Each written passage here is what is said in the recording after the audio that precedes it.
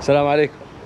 هسه جايين الحمامات الطين اللي بروتوروا، مثل ما شرحت لكم وشفتوا بالفيديوهات السابقة انه روتوروا تكثر بها البراكين والزلازل، فتطلع المعادن والفوائد مالتها كلها اللي برا.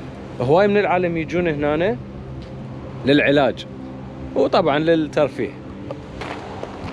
اوكي، شنو دا يصير جوا رجلكم بالضبط؟ فحاطين صورة مال القاع الطينية وجواها البركان اللي دا يسخن الطين والمياه. تمام. ف هاي كلها شوفوا املاح ومعادن وسلفر ومصايب، كلها فوائد للجلد وللجسم وللعظم ولكل شيء. فخلروح ندخل بالطين. قلنا المدخل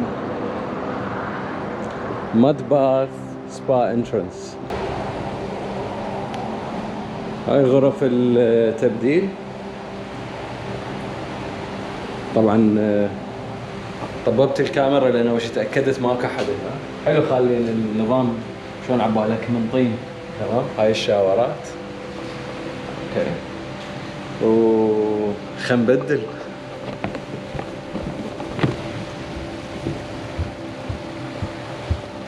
فهذا الحوض الطيني الاول، احواض طينيه، وهذاك الحوض مال مياه السلفر الورق. وهذا مي طبيعي جاي من النهر ينزل هنا ويصب بغير منطقة. اوكي، فنطب الطين.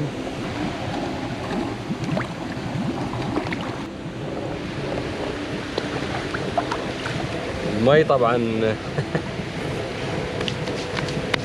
المي دافي، درجة حرارته لا بأس، درجة حرارة سعيدة يعني. اوكي، نحط الكاميرا هنا حتى خاف احد يدخل ما نأثر عليه. هذا الطين يجيبوه من النقطة اللي صورتها أول ما طبينا، يجمعوه ويجيبوه هنا. مسيطرين على درجة الحرارة وخلي لك الطين بهاي البوكسات اللي يمه. اوكي، شوفوا شوفوا شكله، شلون طين. هذا الطين يا جماعة يستخدموه كل انواع العلاجات مال جلد. وزين انا شلون حستخدم الكاميرا يا حبيبي؟ زين، الامراض الجلد، ما امراض الجلد، يبيعوه بغير دول بالعالم باسعار غالية طبعا، بس هنا ولحسن الحظ موجود مجاني. اوكي، بيه فوائد كلش هواي، وغني لانه غني بالمعادن وهاي السوالف تطلع من الارض. لذلك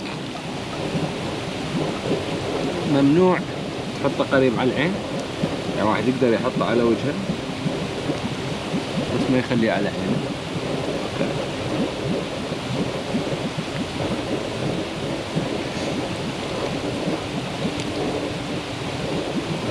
الطريقة المثلى حتى واحد يخلي هذا الطين على جسمه نفس الطريقة اللي دا اسويها، يخليه على يطلع من المي، يحطه على جسمه الى ان يبس على الجسم حتى الجلد يستفاد منه. الجلد يمتص كل الدهون اللي والفوائد والفيتامينات اللي موجودة بالطين، وبعدين يطب بالمي يغسل روحه.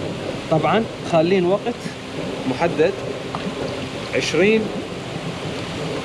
20 دقيقة كوقت أقصى ماكسيموم، أنه واحد يقدر يبقى بهاي المياه لأسباب صحية. وبعد شنو فد معلومة غريبة همينة قبل لا أدخل قالوا لي لازم شكو عندك لابس محبس، حلقة، سلسلة، كلها تشلعها، لأنه المعادن اللي موجودة بهذا الطين تصبغها سودة، تسويه لون الذهب يصير أسود والفضة يصير أسود، لأنه يتفاعل وياه كيميائيا. أوكي، هذا الطين يخلون من عنده نسبة جدا قليلة بمستحضرات التجميل وبالمواد المفيدة للبشرة اللي تساوي اللون مال البشرة، الأكزيما ما أكزيما، هاي السوالف. يقولون هذا دا يوثق صدفي كل شيء. زين يابا خلي اقربكم شويه اكثر. هذا الطين شوفوا، حط على اهم شيء كل مكان بالجسم لازم مطين. وهذا الطين يجيبوه من هاي الارض البركانيه اللي صورتها من دخلنا اول ما طبينا. زين طبعا اكو اللي يطلع دائما بجسمهم همينه فطريات. هنا بنيوزيلندا كلش شائع هذا الشيء. شلون الطقع البيضة خفيفة تطلع بالبشرة لأنه الجو شوية رطب وماكو هواي شمس، فتطلع برقبتهم كذا. هاي فطريات، هذا كلش يفيده.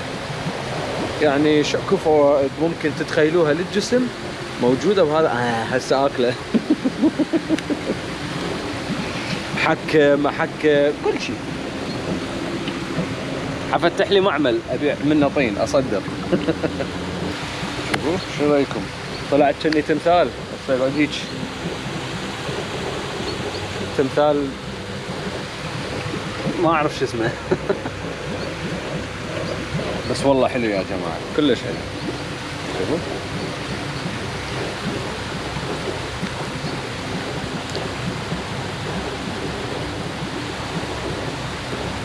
بس المشكله هذا منه غسله يوقع على وجهي. انا فكرت بهاي بس عادي تصير. شوفوا اكو ناس همين هناك بس ما اقدر اصورهم. همين واحد دا يساعد الثاني يدهنون ظهر بعض. هاي اوكي بس نقعد نخلي شويه بس بما هي بس اسولف لكم شوي على روتروا. روتروا طبعا جواها براكين مشتعله لحد هاي اللحظه.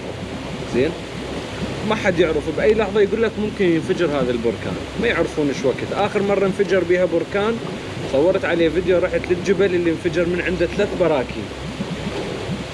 كان هذا عام 1886. قضى على قرية كاملة وقتل شعب القرية كله. يعني قبل 137 سنة تقريبا، 136 سنة. تمام. لحد هذا اليوم ما صاير انفجار بس ما يعرفون. بالمناسبة الانفجار اللي صار بسنة 1886 اللي ضرب هاي القرية لهنا يعتبر أكثر انفجار ضرب نيوزيلندا على مر العصور، وأكبر انفجار ضارب أي بلد بالعالم لحد ال 500 سنة يعني. تمام. انفجار كلش قوي كان، قضى على القرية، دفنهم جوا أحياء.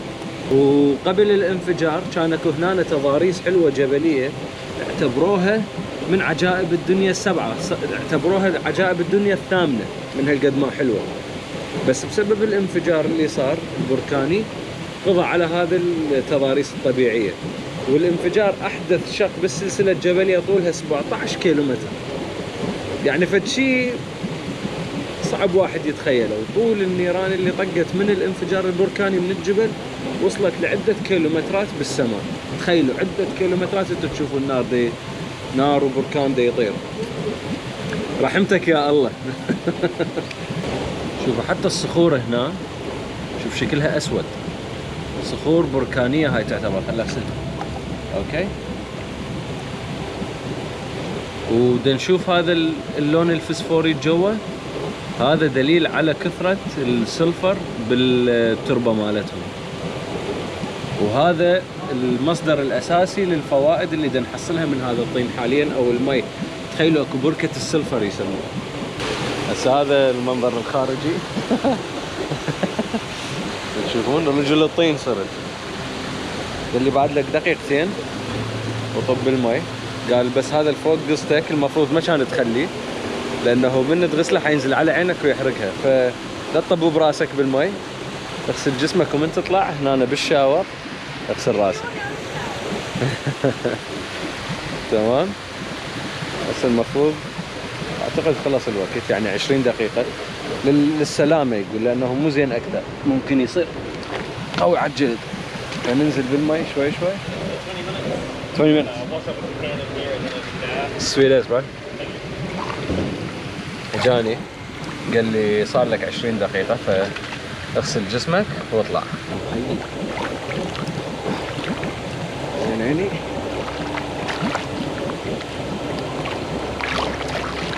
هذا المي يعني هم كله فوائد بالمناسبة، لأنه المي كل متروس طين. حتى المي يفيد. شبوط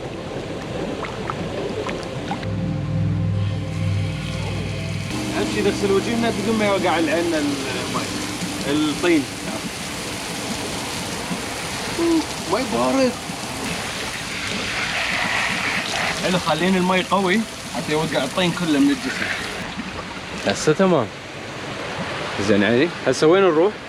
نروح ندخل بالحوض مال مي السلفر، خليه مقابل القاع اللي يجيبون من عندها الطين للأحواض الطينية.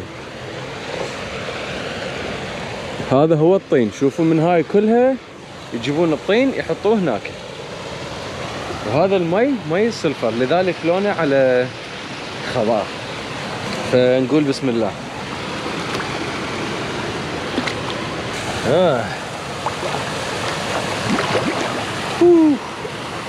واو،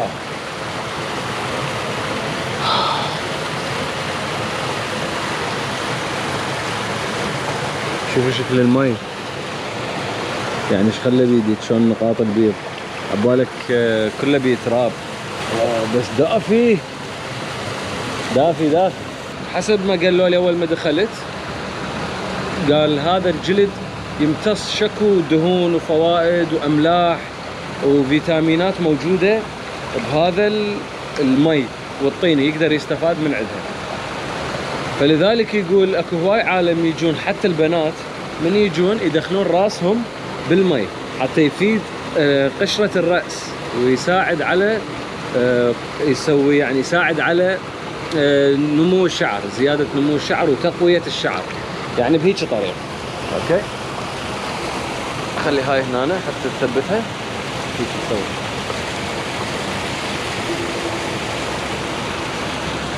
تمام. شلون شعري هسه؟ شغله جانب. سبحان الله.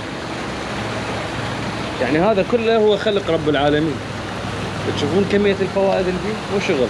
هاي اللي تشتروها العلب والكذا والشيش مال المي والطين، كلها جزء من خلق رب العالمين، والباقي كله تصنيع، يعني هم بالمصانع مسوي، فاغلبه مغشوش. نشوف هذا اجى شيرك. شوف هذا حيقيس درجة الحرارة. 38.4. Is the other one same temperature? I will tell you. Okay. هسه هذا أول واحد درجة حرارته 38.4. Similar, 38.7. Okay. Slightly hotter. اوكي. الثاني شوي أحر 38.7.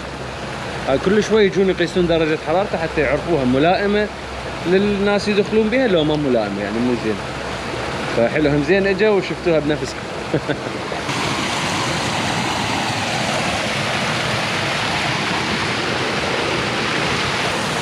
يعني صدق فد شي رهيب، فد شي يسوى ويستاهل المغامرة والجية. نستمتع بهذا المنظر. شوفوا الدخان يطلع من القاعدة، تشوفون سبحان الله، يعني شيء عجيب. وورا هذا الفيديو بعد انطلق للبيت. الساعة هسه تقريبا بالثنتين الظهر، المسافة 6 ساعات سياقة. اوقف اتغدى همينة، تصير 7 ساعات، واشتغل على الفيديوهات وانزل لكم اياها. ستة من تشوفوها راجعاني ان شاء الله واشتغل الفيديو، بس دا اسولف وياكم هيك.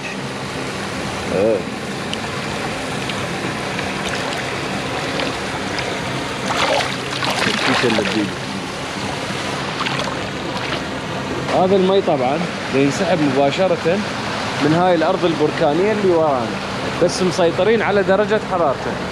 يقولون مرات ترتفع درجة حرارته اكثر من اللازم، فما يخلون احد يدخل بيه، يدخلوهم بالحوض الاول واحد اللي شفناه.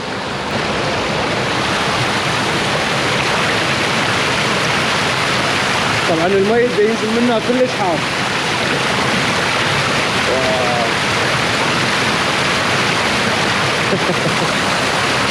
ومن هاي النقطة الجميلة من رحلتي اليوم اختم وياكم الفيديو. ان شاء الله يا رب استفاديتوا، معلومات حلوة واستمتعتوا بالطلعة. لا تنسون شاركوا الفيديو، اعجاب، اشتراك، ونشوفكم ان شاء الله على خير. تحياتي للجميع، في امان الله.